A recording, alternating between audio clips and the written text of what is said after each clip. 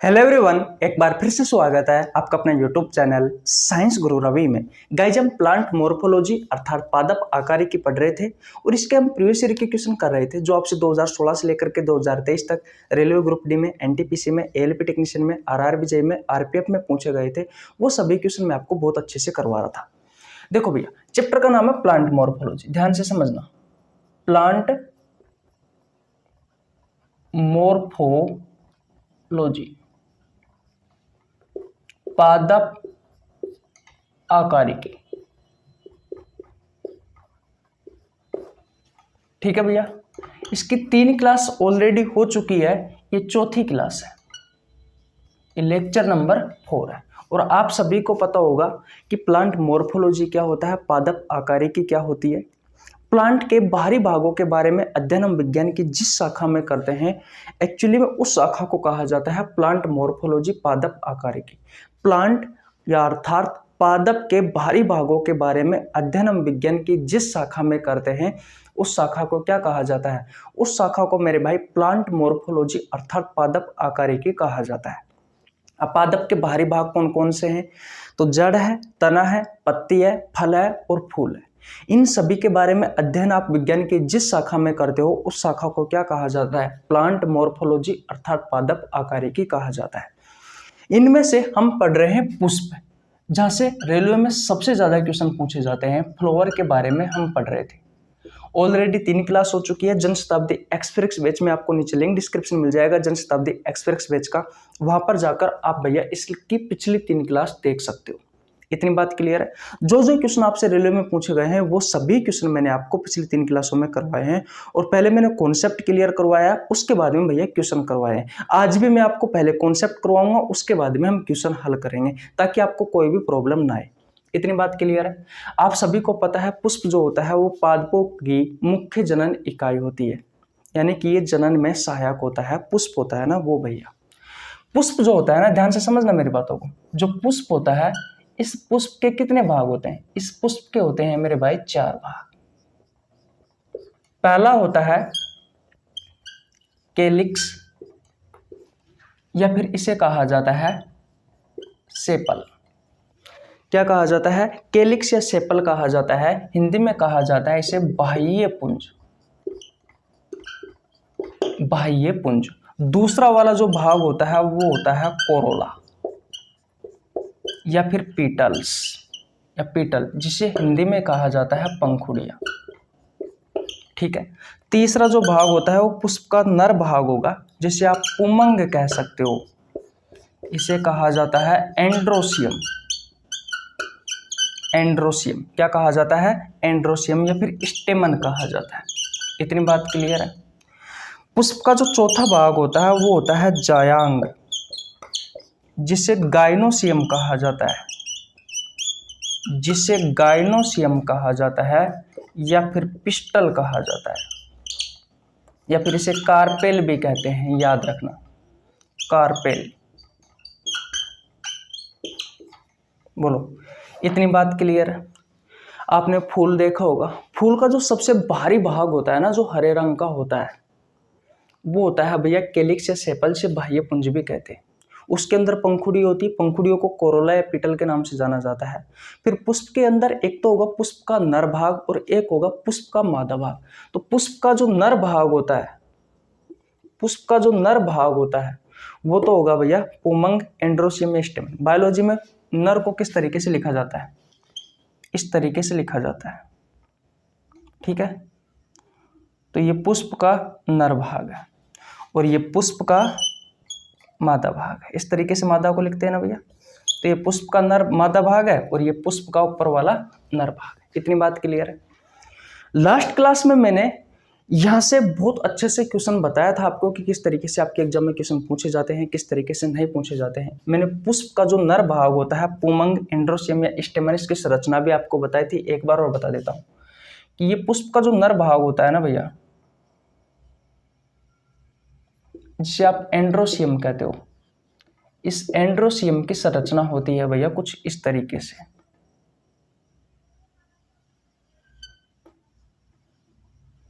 तो ये वाला जो भाग होता है, ये वाला भाग होता है फिलामेंट।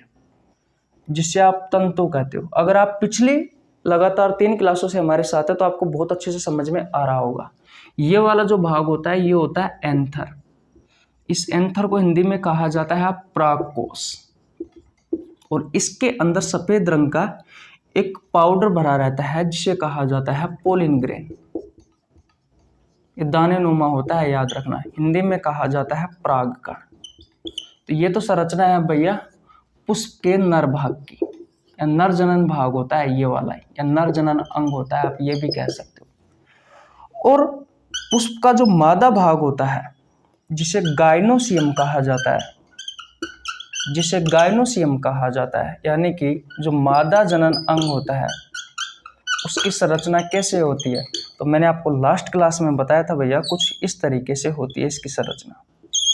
तो ये ऊपर वाला जो भाग होता है इसे स्टिग्मा कहा जाता है, यानी कि वर्तिकाग्र कहा जाता है। ये वाला भाग होता है इसे स्टाइल कहा जाता है, इसे वर्तिका कहा जाता है। ये वाला भाग होता है इसे ओवरी कहा जाता है, यानी कि अंडाशय कहा जाता है। दिखाई तो दे रहा है ना आपको, इस भाग को अंडाशय कहा जाता है। और ये बीच में ये जो भाग आपको दिखाई दे रहा है इसे ओव्यूल कहा जाता है, इसे डिंब या बीजांड भी कहा जाता है। बोलो, इस ओवरी से क्या बनता है? इससे फल बनता है मेरे भाई, मैंने आपको बहुत अच्छे से बताया था पोलिनेशन की प्रोसेस के तहत। और इस डिंब से क्या बनता है? बीज बनता है।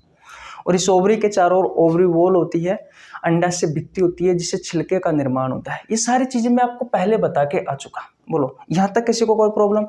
यहाँ तक मैंने जो चीजें आपको सिखाई है भैया, ये मैं आपको ऑलरेडी पहले सिखा के आ चुका। ये मैं आपको ऑलरेडी पहले सिखा के आ चुका, तो यहाँ तक आपको कोई प्रॉब्लम नहीं आई होगी, है कि नहीं है? अब मेरी बातों को ध्यान से समझना मेरे भाई। इन्हें मैं मिटा दूं, आप स्क्रीनशॉट ले सकते हो, मैं हट जाता हूँ। अब ध्यान से समझना भैया।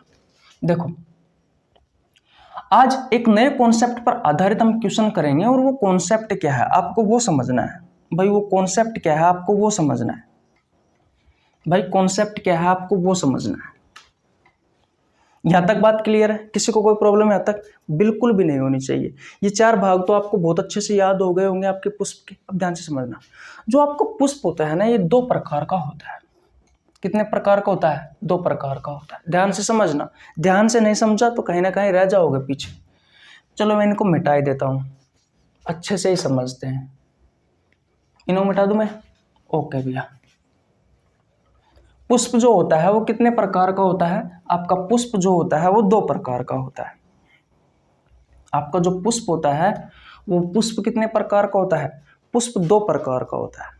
देखो भैया, ये रहा आपका पुष्प, या फिर जिसे आप फूल या फिर फ्लावर कहते हो। ये कितने प्रकार का होता है? ये मेरे भाई 2 प्रकार का होता है। ध्यान से समझना, एक होता है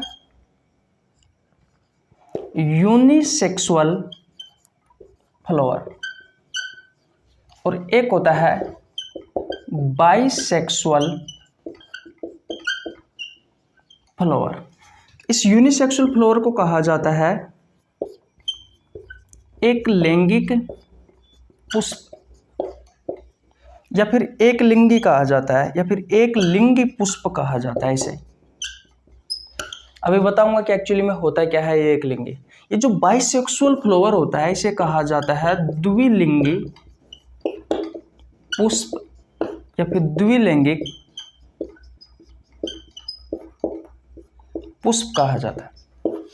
इतनी बात क्लियर है? किसी को कोई प्रॉब्लम? मैंने कहा आपसे कि जो पुष्प होता है, जो फूल होता है, वो 2 प्रकार का होता है। एक होता है यूनिसेक्सुअल फ्लावर, यानी कि एक लैंगिक पुष्प, जिसे आप एक लिंगी पुष्प भी कहते हो, और दूसरा होता है बाइसेक्सुअल फ्लावर, यानी कि द्विलिंगी पुष्प, जिसे आप द्विलैंगिक पुष्प भी कहते हो। इतनी बात क्लियर है? किसी को प्रॉब्लम भैया यहाँ तक? बिल्कुल नहीं होनी चाहिए।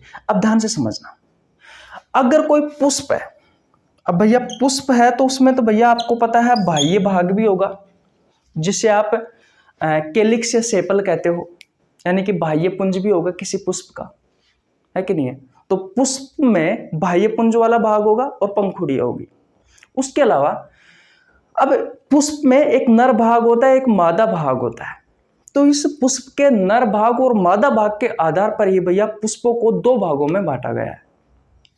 ध्यान से समझना, किस तरीके से बांटा गया है कि अगर कोई पुष्प है, उस पुष्प में अगर भैया पुमंग है, उस पुष्प वाले भाग में अगर पुमंग है, केवल पुमंग, पुमंग को क्या कहा जाता है? इसे कहा जाता है एंड्रोसियम, है कि नहीं है? ये क्या है? ये नर पुष्प वाला भाग है, तो मैं ऐसे बना देता हूं, ये क्या है? नर पुष्प वाला भाग है। या तो पुमंग होगा, या बीच में या लगा रहा हूं, या फिर भैया जायांग होगा। इस जायांग का मतलब क्या है? गायनोसियम।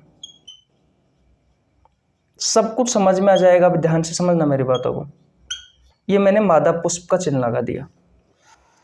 अगर ऐसा कोई पुष्प आपको दिखाई दे जिस पुष्प में या तो पुष्प का सिर्फ नर भाग होगा या फिर मादा भाग होगा, दोनों में से कोई एक होगा, दोनों में से कोई एक होगा, अरे भैया ये पुष्प है, ठीक है।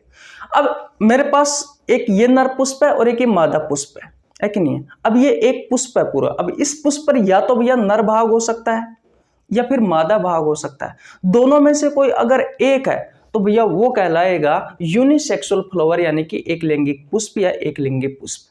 कहने का मतलब इसमें पुष्प का सिर्फ एक भाग हो सकता है, या तो नर भाग होगा या फिर मादा भाग होगा, दोनों में बाह्य पुंज और पंखुड़ियां तो होगी, उसमें तो कोई दिक्कत वाली बात नहीं है। लेकिन जहां पर जननांग की बात की जाए तो वहां पर या तो भैया पुष्प का नर भाग होगा या फिर पुष्प का मादा भाग होगा, या तो जायांग होगा या फिर पुमंग होगा, दोनों में से एक भाग होगा। तो वो ऐसा पुष्प जिसमें या तो पुमंग हो या फिर जायांग हो, ऐसे पुष्प को कहा जाता है यूनिसेक्सुअल फ्लावर, यानी कि एक लैंगिक पुष्प। इन दोनों में से एक होगा भैया। अब इधर देखिए बाइसेक्सुअल फ्लावर ये क्या होता है, तो ध्यान रखना, अगर कोई पुष्प है और उस पुष्प में भैया अगर पुमंग वाला भाग भी आपको देखने को मिले, यानी कि एंड्रोसियम भी आपको देखने को मिले, है कि नहीं है, और भैया जायांग यानी कि गायनोसियम ये वाला भाग भी आपको देखने को मिले, यानी कि ये पुष्प का नर भाग हो गया और ये पुष्प का मादा भाग हो गया।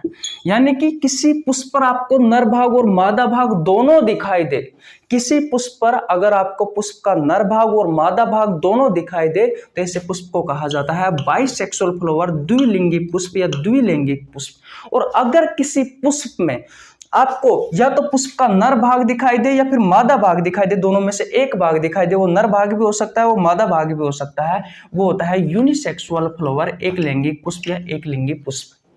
अब यहां से आपके एग्जाम में क्वेश्चन पूछे जाते हैं, वो एग्जाम्पल से पूछे जाते हैं मेरे भाई। वो कहां से पूछे जाते हैं?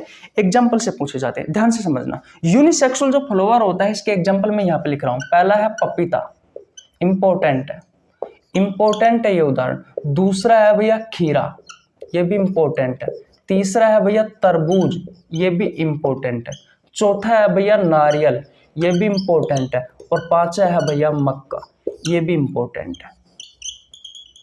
ये किसके उदाहरण हैं? ये यूनिसेक्सुअल फ्लावर के उदाहरण है, एक लैंगिक पुष्प के उदाहरण है, एक लिंगी पुष्प के उदाहरण है। बाइसेक्सुअल जो फ्लावर होता है उसके एग्जांपल देख लेते हैं। इसमें पहला आएगा भैया कपास। पहला कौन सा आएगा? कपास, कपास भी आएगा। इसके अलावा सरसों, इसके अलावा सूरजमुखी, इसके अलावा बैंगन और भैया गुड़हल। ये 5 एग्जाम्पल तो आपको ये याद करने हैं और 5 एग्जाम्पल आपको ये याद करने हैं मेरे भाई।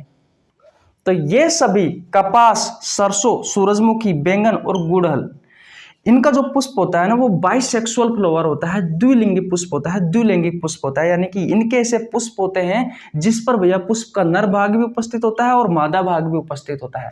जबकि पपीता, खीरा, तरबूज, नारियल, मक्का, ये से पुष्प होते हैं जिनके पुष्प पर या तो भैया पुष्प का नर भाग होगा या फिर पुष्प का मादा भाग होगा। बोलो, किसी को कोई प्रॉब्लम हो तो मेरे भाई बता दो अभी भी। मेरे हिसाब से आपको कोई प्रॉब्लम नहीं होनी चाहिए क्योंकि बिल्कुल आसान भाषा में कॉन्सेप्ट सिखाया है। पहले जो मैं बातें आपको बता के आया हूं सिर्फ वही चीजें मैंने शुरुआत में 8-9 मिनट में रिवीजन की थी। आगे 4-5 मिनट में भैया मैंने आपको इतना बताया है कि पुष्प के 2 भाग होते हैं।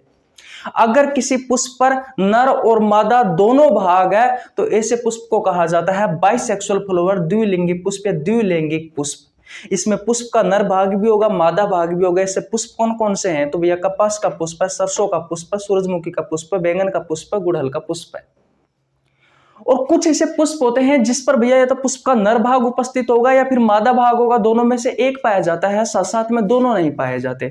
ऐसे पुष्प को कहा जाता है यूनिसेक्सुअल फ्लावर, यानी कि एक लैंगिक पुष्प या एक लिंगी पुष्प। एग्जाम्पल कौन कौन से हैं भैया? पपीता है, खीरा है, तरबूज है, नारियल है, मक्का है। इसमें भैया पुष्प का या तो नर भाग होगा या फिर मादा भाग होगा। नर भाग का नाम मैंने लिख रखा है पुमंग एंड्रोसियम है, मादा भाग का मैंने यहाँ पर नाम लिख रखा है जायांग या गाइनोसियम है। बोलो, किसी को कोई प्रॉब्लम हो तो बता दीजिए। अब भैया स्क्रीनशॉट ले लेना। ले लिया आपने स्क्रीनशॉट? अब बताइए, कोई प्रॉब्लम बिल्कुल नहीं होनी चाहिए। मैं आपको बता दूं, 1 फरवरी से मैंने एक बैच की शुरुआत की थी। उस बैच का नाम है जन शताब्दी एक्सप्रेस बैच। इस बैच में मैं आपको बायोलॉजी के प्रीवियस ईयर के क्वेश्चन करवा रहा हूं, जो आपसे 2016 से लेकर के 2023 तक रेलवे ग्रुप डी में, एनटीपीसी में, एलपी टेक्नीशियन में, आरआरबी में, आरपीएफ में पूछे गए हैं। वो सभी क्वेश्चन में आपको कॉन्सेप्ट के साथ में बहुत अच्छे के साथ क्लियर करवा रहा हूं भैया। तो अगर आपने पिछली 3 क्लासें नहीं देखे तो जाकर के देख लेना। इस जन शताब्दी एक्सप्रेस बैच का आपको नीचे लिंक डिस्क्रिप्शन में मिल जाएगा। इसमें मैं आपको बता दूं, मैं लगभग जूलॉजी पूरी करवा रखी है, सिर्फ एक चैप्टर बचा हुआ है रेस्पिरेटरी सिस्टम। उसको मैंने जानबूझकर बचा रखा है क्योंकि उसके अच्छे क्वेश्चन मैं आपके लिए लेके आने वाला हूँ, है कि नहीं। उसके अलावा बॉटनी में भी भैया मैंने कोशिका वाला चैप्टर करवा रखा है उसमें। अब ये चैप्टर शुरुआत कर दिया है। इसके अलावा माइक्रोबायोलॉजी में ह्यूमन डिसीज वाला चैप्टर मैंने क्लियर करवा रखा है भैया। धीरे धीरे आपके एग्जाम से पहले आपका पूरा सिलेबस कंप्लीट करवा दिया जाएगा। मैं गारंटी के साथ वादा करता हूं कि अगर आप ये पूरी क्लासें देख लेते हैं तो ये आपका एक भी क्वेश्चन नहीं छूटेगा, ये मेरी गारंटी है भाई। आपका एक भी क्वेश्चन नहीं छूटेगा, ये मेरी गारंटी है इस वेज से। पर शर्त यह है कि आपकी पूरी क्लासें देखी हुई होनी चाहिए भैया। आप किसी भी एग्जाम की तैयारी कर रहे हो, सिर्फ रेलवे वाले बच्चों के लिए नहीं है, आप किसी भी एग्जाम की तैयारी कर रहे हो, अगर आपने जन शताब्दी एक्सप्रेस बैच की क्लास ले ली है तो भैया आपको सारी चीजें क्लियर हो जाएगी। मैंने बहुत अच्छे से कंटेंट उपलब्ध कराया। लास्ट क्लास तक हम 13 क्वेश्चन कर चुके थे भैया। आज हम शुरुआत करेंगे क्वेश्चन नंबर 14 से। तो स्क्रीनशॉट ले लीजिए और फिर आपके सामने मैं क्वेश्चन लेकर आता हूं भैया। चले आगे। ओके। और हाँ भैया, अगर आपको वीडियो अच्छी लगती हो ना तो वीडियो को लाइक कर दिया करो, ये तो काम जरूरी है यार। और आपके छोटे भाई के लिए एक प्यारा सा कमेंट कर दिया करो। चैनल पर नए तो मेरे भाई चैनल को जरूर सब्सक्राइब कर लेना, बेल आइकन को प्रेस कर लेना, ताकि आपके पास हमारी वीडियो का नोटिफिकेशन टाइम टू टाइम पहुंच सके। ठीक है, ओके। चलो क्वेश्चन कर लेते हैं भैया, 4-5 क्वेश्चन है। चलो ओके, देखिए भैया, ये रहा आपकी स्क्रीन पर क्वेश्चन नंबर 14, क्योंकि 13 क्वेश्चन तक हम लास्ट क्लास में कर चुके थे भैया। क्वेश्चन नंबर 14 कहता है कि निम्न में से एक लिंगी पुष्प है। आपके ऑप्शंस है, ऑप्शन नंबर ए पपीता, ऑप्शन नंबर बी है सरसों, ऑप्शन नंबर सी है कपास, ऑप्शन नंबर डी है सूरजमुखी। आरआरबी ग्रुप डी में पूछा गया क्वेश्चन है, 29/10/2018 को पूछा गया क्वेश्चन है। देख लीजिए इधर, 29/10/2018 को पूछा गया क्वेश्चन है। एक लिंगी पुष्प और द्विलिंगी पुष्प के बारे में मैं आपको बहुत अच्छे से पढ़ा के आ चुका। और याद रखना, जो द्विलिंगी पुष्प होता है उसे उभयलिंगी पुष्प और कहा जाता है। ये मैं आपको बताना भूल गया, शायद मैंने द्विलिंगिक पुष्प या पता नहीं मैंने क्या लिखा था, हाँ यही लिखा था शायद, द्विलिंगी पुष्प या उभयलिंगी पुष्प लिखा था क्या, देख लेना भैया, मुझे कन्फर्म याद नहीं है, भूल गया मैं। चलो कोई बात नहीं।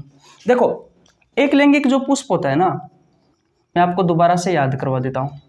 एक लैंगिक पुष्प जो होता है, इसके उदाहरण कौन कौन से हैं? तो इसके उदाहरण मेरे साथ बताइए भैया। पहला है पपीता, दूसरा कौन सा है? दूसरा है खीरा, और तीसरा है भैया तरबूज, चौथा कौन सा है? नारियल का फूल, और नारियल के अलावा मक्का। ये उदाहरण है भैया एक लैंगिक पुष्प के। मैं आपको बता क्या चुका हूं एक लैंगिक पुष्प क्या होता है। अब द्विलैंगिक की बात करते हैं भाई, द्विलैंगिक पुष्प के बारे में बात करते हैं, या उभयलिंगी पुष्प के बारे में बात करते हैं, दोनों एक ही है। तो इसके उदाहरण क्या क्या है भैया? इसके उदाहरण क्या क्या है?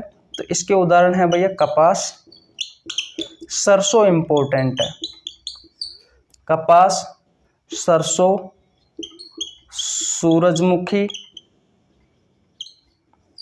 उसके अलावा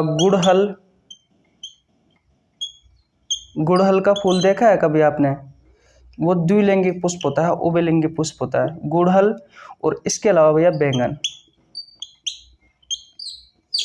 ये उदाहरण है भैया द्विलिंगिक पुष्प के, उभयलिंगी पुष्प के। अब बताइए, यही तो चीज मैंने आपको बताई थी अभी कॉन्सेप्ट में। तो एक लैंगिक पुष्प का उदाहरण कौन सा है? पपीता है भैया। तो आपका राइट आंसर क्या हो जाएगा? ऑप्शन नंबर है पपीता।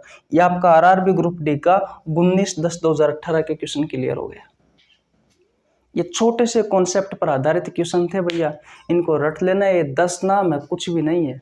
एक बार अगर आपने रट लिया तो आपके क्वेश्चन बहुत अच्छे से हल हो जाएंगे। स्क्रीनशॉट ले लो। और हाँ, टेलीग्राम चैनल ज्वाइन कर लेना भैया, आपको चैनल पर मिल जाएगा।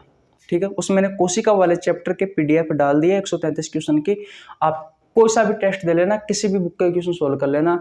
100 में से 90 से 95% क्वेश्चन आप उसमें से हल कर सकते हो, जो मैंने आपको टेलीग्राम चैनल पर कोशिका वाले चैप्टर की पीडीएफ उपलब्ध कराई है उसमें से। इतनी बात क्लियर। हर रोज कम्युनिटी पोस्ट में 10 क्वेश्चन डालता हूँ। सुबह 4 बजे से स्टार्ट हो जाते हैं, रात को 10 बजे तक, हर 2 घंटे में आते हैं। सुबह 4, 6, 8, 10, 12, 2, 4, 6, 8, 10 ये हमारा टाइम रहता है। तो क्वेश्चनों का आंसर दिया करो भैया, है कि नहीं है? बहुत इंपॉर्टेंट क्वेश्चन होते हैं यार। हजारों की संख्या में स्टूडेंट आंसर देते हैं उन क्वेश्चनों का, तो आपको देने में क्या प्रॉब्लम आ रही है? आपका रिवीजन ही हो जाएगा। और केमिस्ट्री और फिजिक्स के क्वेश्चन भी करवाएंगे हम, थोड़ा सा टाइम लगेगा यार, धीरे धीरे सब काम हो जाएगा। ठीक है मेरे भाई, तो स्क्रीनशॉट ले लीजिए। नेक्स्ट क्वेश्चन की ओर चलते हैं। चले भैया, ओके। देखिए भैया, ये रहा आपकी स्क्रीन पर क्वेश्चन नंबर 15। क्वेश्चन नंबर 15 कहता है कि कौन, मैंने क्या लिख दिया यार, किन लिख दिया, कौन होगा भैया यहाँ पे, कि कौन उभयलिंगी पुष्प के रूप में जाना जाता है? पपीता है, तरबूज है, खीरा है, या फिर सरसों है? आरआरबी ग्रुप डी में पूछा गया क्वेश्चन है भैया 24/10/2018 को। इसका राइट आंसर होगा ऑप्शन नंबर सरसों, ऑप्शन नंबर डी। क्योंकि आप सभी को पता है पपीता, तरबूज और खीरा ये किसके उदाहरण है? ये एक लिंगी पुष्प के उदाहरण है, ये यूनिसेक्सुअल फ्लावर के उदाहरण है। इसके अलावा और कौन कौन से? नारियल है और मक्का है। ठीक है भाई, तो स्क्रीनशॉट ले लीजिए। नेक्स्ट क्वेश्चन की ओर चलते हैं। चले, ओके। देखिए भैया, ये रहा आपकी स्क्रीन पर क्वेश्चन नंबर 16। क्वेश्चन नंबर 16 कहता है कि एक उभयलिंगी पुष्प होता है। आपके ऑप्शन है, ऑप्शन नंबर ए पपीता, ऑप्शन नंबर बी है नारियल, ऑप्शन नंबर सी है तरबूज, ऑप्शन नंबर डी है गुड़हल। आरआरबी ग्रुप डी में पूछा गया क्वेश्चन है 22/10/2018 को। बताइए इसका राइट आंसर क्या होगा भैया? इसका राइट आंसर होगा ऑप्शन नंबर डी, गुड़हल। याद रखना, गुड़हल, कपास। उभयलिंगी के उदाहरण क्या क्या है एक बार और बता देता हूं। कपास है, सरसों है, गुड़हल है, इसके अलावा सूरजमुखी है और बैंगन है, और बाकी के बचे हुए एक लिंगी पुष्प के उदाहरण है। लास्ट क्वेश्चन और कर लेते हैं। क्वेश्चन नंबर 16 कर लीजिए भैया। कर लिया, ओके। देखिए भैया, ये रहा आपकी स्क्रीन पर क्वेश्चन नंबर 17, जो कि इस पुष्प वाले भाग का अंतिम क्वेश्चन है। उसके बाद में हम कौन कौन अलग, कहने का मतलब अलग उठाएंगे, अलग पार्ट उठाएंगे पादप का। जैसे कि पत्तियों से संबंधित क्वेश्चन कर सकते हैं, जड़ से संबंधित क्वेश्चन कर सकते हैं, रूट से संबंधित क्वेश्चन कर सकते हैं, फल से संबंधित क्वेश्चन कर सकते हैं। देखिए क्वेश्चन नंबर 17 कहता है कि इनमें से कौन सा एक लिंगी फूल है? कपास, सूरजमुखी, गुड़हल, मक्का। ये क्वेश्चन आपसे आरआरबी एलपी टेक्नीशियन पूछा गया है 21/8/2018 को। इसका आंसर आपको कमेंट बॉक्स में बताना है। ये आपका पुष्प वाला भाग समाप्त हो चुका है। कोई सा भी क्वेश्चन हो आप बहुत अच्छे से कर सकते हैं। मैंने आपको सारी चीजें बताई है भैया, ठीक है, ओके। तो स्क्रीनशॉट ले लेना भैया।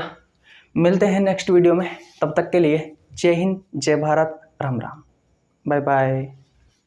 चैनल को सब्सक्राइब कर लेना भाई, बाय बाय।